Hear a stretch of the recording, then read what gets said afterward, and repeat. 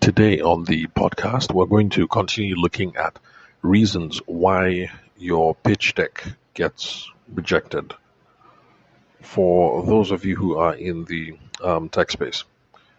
Now, the reason why I am revisiting this topic again is because even though I made a podcast recording of this much earlier in the year, I got some comments on the podcast episode when I put it up on LinkedIn. And the fellow who made some comments or some contributions to the post, I thought he said some things that were really insightful. And so that's the reason why I'm back here today, just to talk about some of the things that the guy shared. Well, by the way, if you're interested in these sorts of things, raising capital for your business, trying to close deals, trying to find the perfect customer, trying to build relationships, trying to network, these sorts of things, then subscribe to the podcast on Spotify, iTunes, Apple, or any player of your choice. My name is Tavishima Ayede. I'm the host of the podcast. I'm a former lawyer turned business consultant, and I'm now, I say consultant, and I'm now currently the host of what is known as Africa's most prolific business podcast. So, thank you very much for listening so far. Oh, by the way, if you'd like to get in touch, then reach out to me. You can call, send me a text message or a WhatsApp message on 080-6466-2140. And then again, apologies for the noise in the background because I'm still home for the family holidays in the villa. And even though everybody's asleep, I have the fan blowing at high speed because Makurdi is hot, very, very hot. So that buzz you can hear in the background, that's just the fan trying to keep me cool as I'm trying to get some work done into the night. Okay, so back to the question, or rather the issue at hand. Why your pitch decks are getting rejected. So first off, some definitions just to make sure that we're all on the same page. Now, what is a pitch deck? A pitch deck is simply that document, simply that tool that you use when you're trying to raise finance from an investor. So a pitch deck is that PowerPoint, it's that JPEG, it's that PDF document, it's that whatever it is that you prepare to show your investor, this is who I am, this is the business idea, this is how much money we need, this is the addressable market, this is the size of the investment opportunity, this is how much money you hope to make in return, this is what we're offering in return for your investments, this is how long we expect for the investment opportunity to mature, all those sorts of, big questions that investors would like to have answered before they start throwing millions and millions and millions of naira at you. Now, the reason why I made the original podcast episode about why your pitch decks are getting rejected is because I'm currently now in the Niger startup space. And by the way, I'm making this podcast recording in the year 2025. So in 2025 and just beyond, earlier, there has been a lot of focus on pitch deck as a means of raising finance. So lots of people have been creating material. Lots of people have been creating tutorials. Lots of people have been creating courses about how to make the perfect pitch deck. And in my own opinion, they have been placing a lot of undue hope on the fact that you can put together a perfect document, and then that perfect document is going to be able to get you all the finance that you need to raise to run your startup.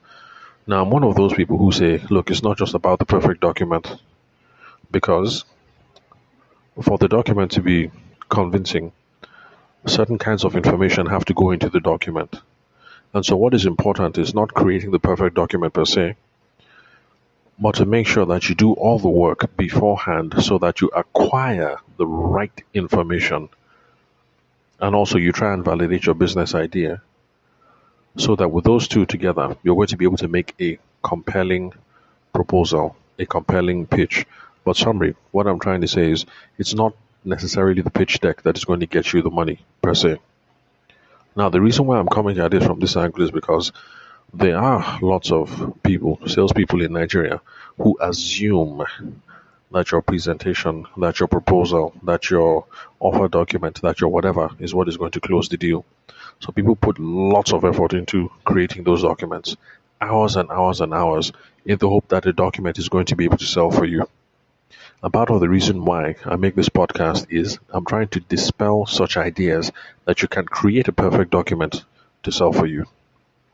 You are the one who has to take responsibility for selling this idea, selling this startup idea, selling this investment opportunity, selling this product, selling this service.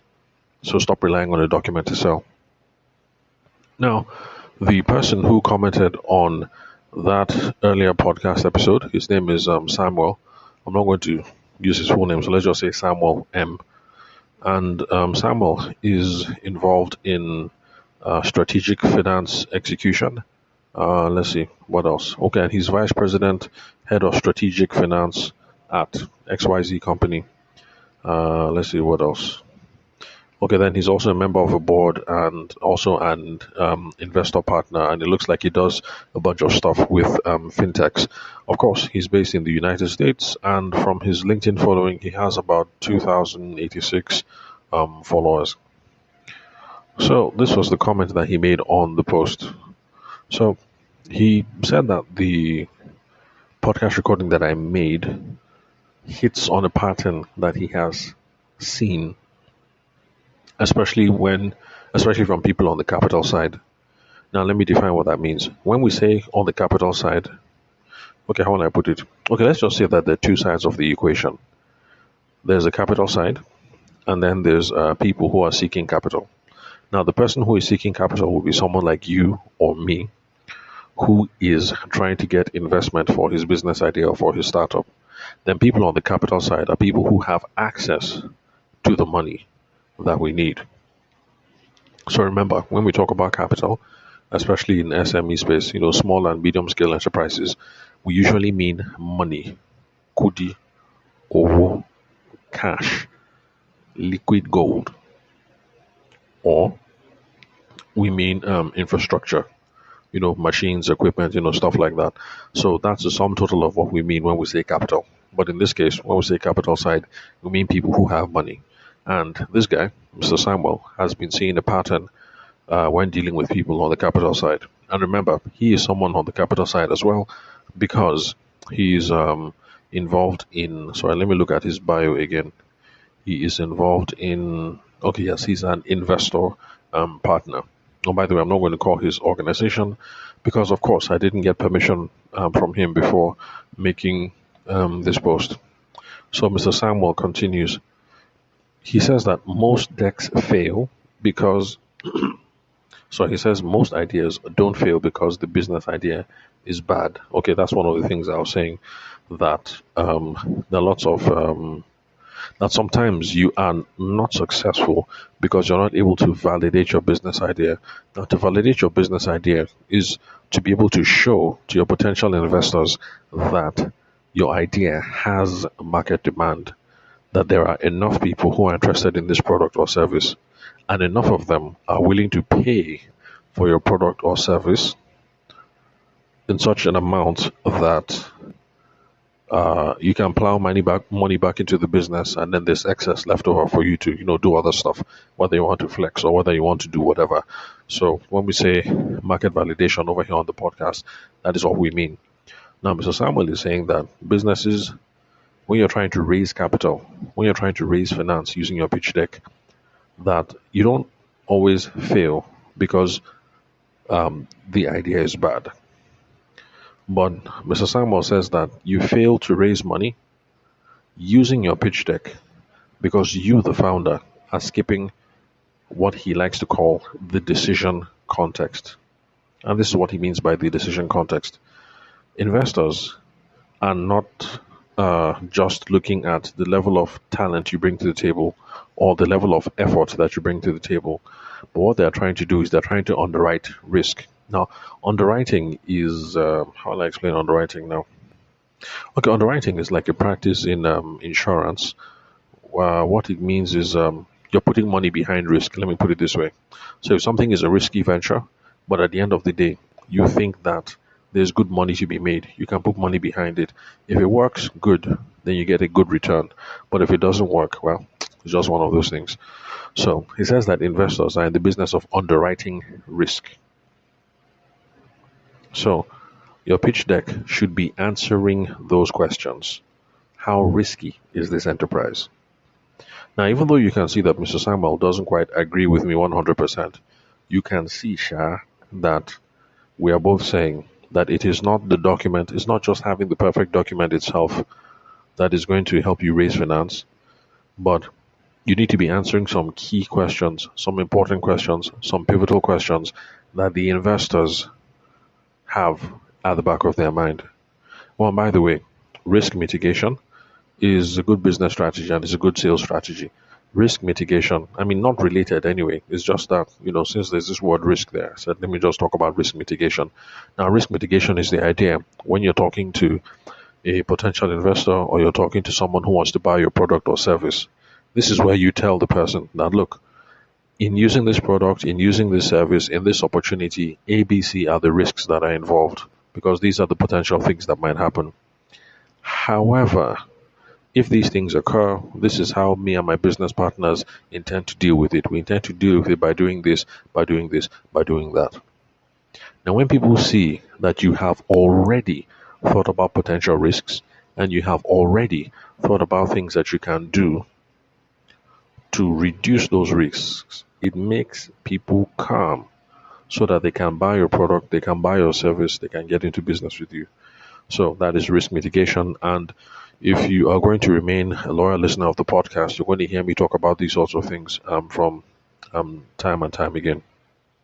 So, Mr. Samuel says that when you send a pitch deck, but when you send the pitch deck too early, you are forcing the investor to start doing work. The investor has to now start trying to figure out, is this a risky proposition to put my money in or not? You're giving the investor work. And this is something that I've said on the podcast time and time again. That when it comes to sales, when it comes to selling, when it comes to convincing people, trying to get people on board with your agenda, we are trying to reduce the amount of mental work that they have to do. If you're giving somebody homework, you are stressing them. And money does not move when people are stressed. Generally speaking. Of course, we're talking about sales here. So Mr. Samuel says that the strongest pitch shouldn't begin with the document. The strongest pitch should start as a conversation. And this is something that I agree. And this is part of the reason why I'm making today's podcast episode. Just to tell you guys that, look, I'm talking about things from a sales and business development perspective when I'm talking about how you come up with the perfect pitch deck so that I can raise finance. But some of you might say, well, this guy is in sales. What does he know? If you're one of those people in the startup community saying this guy is in sales, what does he know? I hope you can see that some of your egbon, some of your senior brothers in the business agree with me, even though they're coming at it from a different perspective. Now, Mr. Samuel, who is also an investor, he's saying that your pitch process should start as a conversation. And I've been saying it since from the beginning that all selling is conversational. I repeat again, for those of you who are listening to this for the first time, all selling is conversational. In other words, if you have not had a conversation with someone, you have not started selling. What you're doing is guesswork. If I sell washing machines, excuse me, if I sell washing machines and you come into my store and I say, how can I help you today? And then you respond, I want to buy a washing machine. And then I start telling you, buy this one. This one is red. It has 120 hours per minute. It has microbial healing properties. It cleans well. It is a 7 kg loader. This one is a 15 kg loader. If I continue to vomit and vomit and vomit all these things on you, if I continue to unload the perfect sales pitch on you, I have not started selling. I have not. What I am doing is guesswork. I am guessing that the person is interested in all these things that I am vomiting. It's the same thing for those of you who are trying to raise finance and using a pitch deck. People are just showing up and guessing. You are vomiting. The time is this, the this is this, investment opportunity is this, blah, blah, blah. You are assuming that this person indeed is interested in investing. You're assuming that even that This person is interested in investing, and the person is interested in the particular sector that you're interested in. You're assuming that the person has a risk tolerance or a risk profile that matches the level of risk that is involved in this endeavor that you're starting up. You're assuming that this person is interested. You're assuming a whole bunch of stuff. You just show up and you begin to vomit because somebody told you on social media that these are the 2, 3, 4, 5 steps that are required for you to come up with the perfect pitch document. And if you come up with the perfect pitch document, then you're going to be able to raise finance. If you don't believe me, because I'm talking at this from a sales perspective, and salespeople are daft, what do they know? Listen to your senior brother now. Your senior brother is telling you live and direct from America that when you send the pitch document too early, you are giving them unnecessary homework. And this guy is saying that the strong sales pitch starts as a conversation. The guy said it. I've also said it before, even before the guy commented on the post that I put up on LinkedIn. So, Mr. Samuel says that the strongest pitch is going to start as a conversation and is not going to start as a document. I repeat, your strongest pitch will start as a conversation. It will not start as a document. So, I am not saying that your pitch document is not important. It is. Just make sure that you are having substantial and relevant conversations first before you reduce anything down to writing. So have conversations, according to Mr. Samuel, that will clarify why this opportunity belongs in the investor's portfolio. Have the conversation with him first. Good morning, sir. Good morning, bros. This is what I'm doing. Blah, blah, blah, blah, blah. Is this the sort of thing you'd be interested in? Or good morning, sir. Good morning, bros.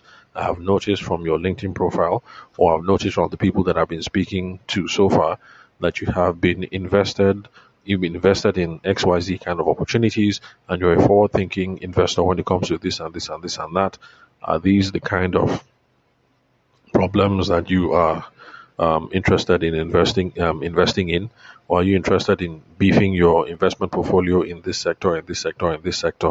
Have the conversation first before you now put up the pitch deck. In sales, this is what we call qualification. This is where you ask questions about the person because you want to make sure that the person is indeed interested and the person is suitably matched to whatever it is that you're talking about. This is what we call qualification in sales. Mr. Samuel also says that you should be having conversations with the potential investors so you can discuss what Samuel calls the asymmetric upside. Now, what that means is this asymmetry. How will I put it now? Okay, asymmetry just means things no balance. Asymmetry just means that there's no balance. And that is what the investor is looking for. They're looking for a certain level of risk, but they're looking for high reward. They want asymmetry. They want the risk to be there, but the risk should not be too big. But then the returns, the money, the hammer that they will make at the end of the day should be big. So they're actually looking for asymmetry. So you should be having the conversation with the potential investors to show that this asymmetric upside exists. This is what we call discovery in sales, which is where you're asking questions about the problem, asking questions about the vision, asking questions about the investment opportunities of the person that you are talking to.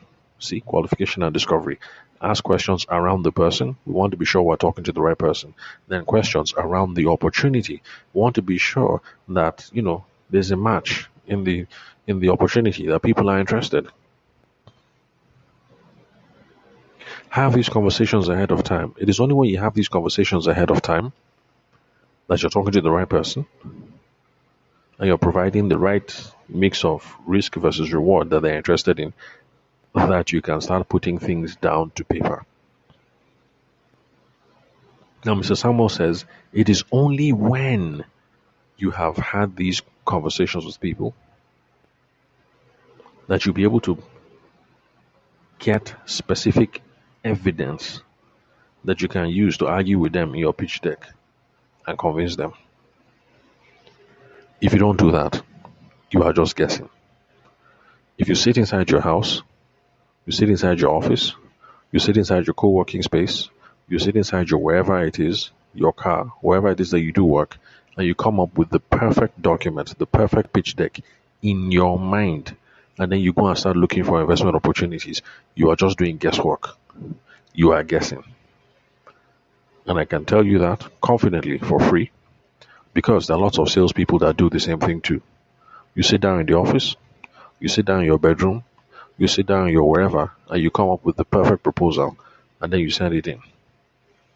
But the perfect proposal is just perfect in your own mind. You didn't talk to the prospect. You didn't figure out who the prospect is. You didn't figure out if he's interested. You didn't figure out whether your product or service can solve his problems in some unique ways. You are just guessing. You create the perfect document, you send it in, and then you wonder why people are saying, let me think about it. I'll call you when I'm interested. Let me talk to my partner. You're too expensive. All the excuses will start coming up, and you wonder why. It's because you're doing guesswork. You are not having conversations. So, those of you who are in the tech space, if you don't listen to me because I'm a sales guy, and sales guys, we're knucklehead, we know sharp. Listen to your brother. Your senior brother is telling you here. Mr. Sam is telling you. Then Samuel proceeds to say that targeting and sorry, forgive me, tongue twister. Targeting and specificity aren't sales tactics, because I talk about those a lot when it comes to sales. Targeting just means, are we talking to the right people? Are we chasing the right people? Then specificity just means the idea, the problem, the thing that we're talking about, the thing that we're producing. Does it meet a very direct and exact need that this person has? Because if I'm running around talking to the wrong people, how do I expect to close deals? And if I'm running around talking to the right people, but then the solution, the problem, the object, the service, the thing that I'm selling is not meeting a specific need, how do I expect to close a deal now? How?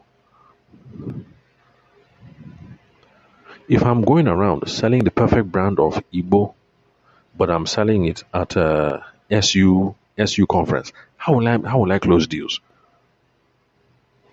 My targeting is wrong. I'm selling Igbo. I'm selling Mary J. I'm selling marijuana. I'm selling loud. I'm selling good stuff. But I'm selling it at Scripture Union Conference. People in Scripture Union do not smoke ganja. They don't.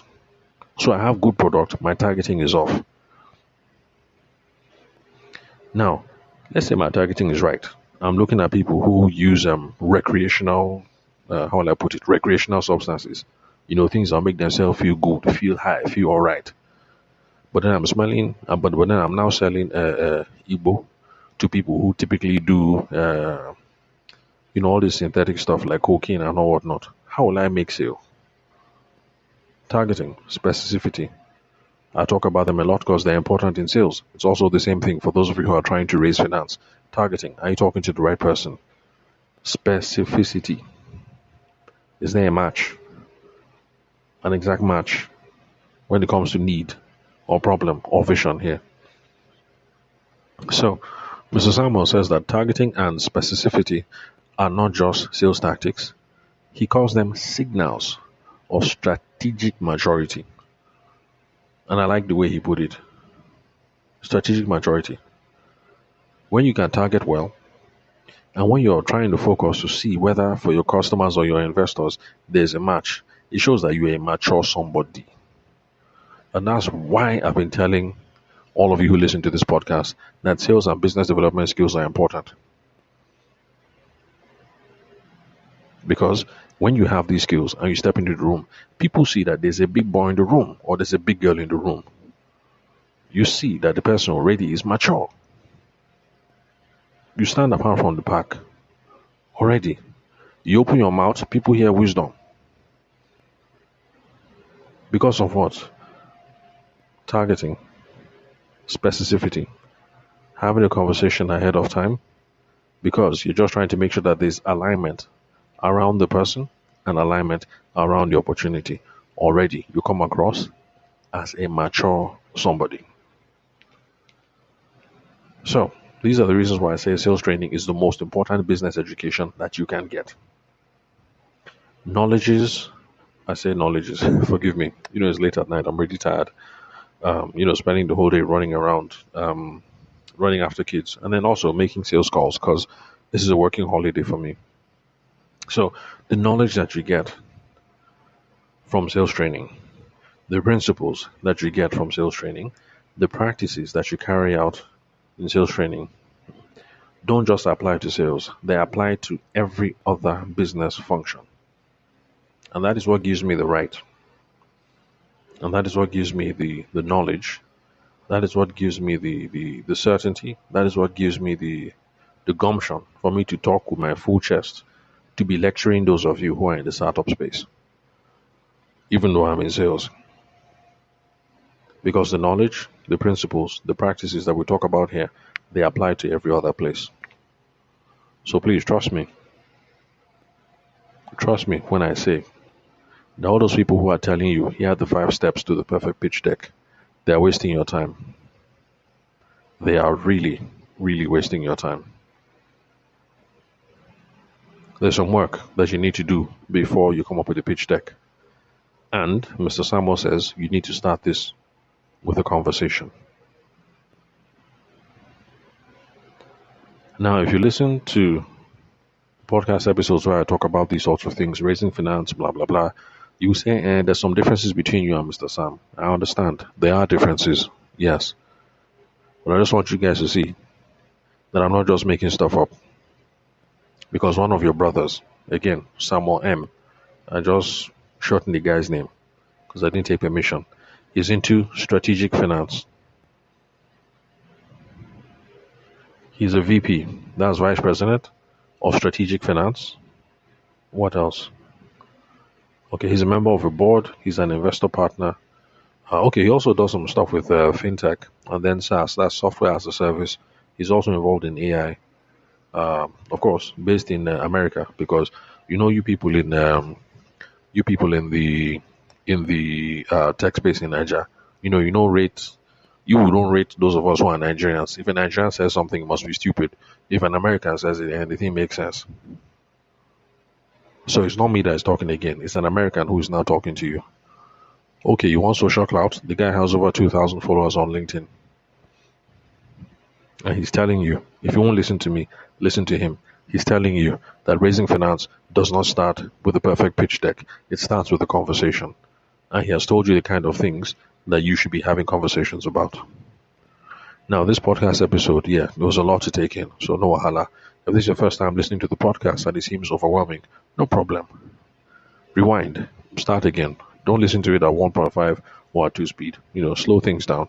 You get some good ideas about how you can improve your pitch process if you're trying to raise finance. And please subscribe to the podcast on Spotify, on iTunes, YouTube, or any player of your choice, because these are the kinds of things that we talk about here every other day on the podcast. If you'd love to connect, you can call, send me a text message or a WhatsApp message on 080-6466-2140. And for those of you who've been listening for a while, remember that my partners and I have a training coming up on the 12th of January through to the 23rd of January 2026, where we're going to be talking to people about how to sell effectively over the phone. So if you're trying to raise finance and you think that using the phone is going to be an important part of your business journey, connecting with potential investors, setting up meetings with potential investors, building relationships with the potential investors, trying to secure appointments, trying to secure meetings, who knows, maybe trying to even make a proposal or a presentation over the phone, because it's not always that you're going to be able to secure a meeting with your favorite would-be investor. If any of these things are important to you, reach out to me. Let's have a chat. Let's see if this program can help. It's a paid training, and because I don't want to be a fraud, I would like to know you before I collect your money. I want to know who you are. I want to know what business it is that you're involved in. I want to know your plans for 2026, the problems that you're facing, the goals and the targets that you're trying to hit, because I want to make sure that when we step into the classroom, well, the virtual classroom, when we step into the virtual classroom, I want to be sure that the curriculum is going to be able to deliver answers that you need to take you to the promised land in 2026. So thank you very much for listening to the podcast. I'll catch you all some other time.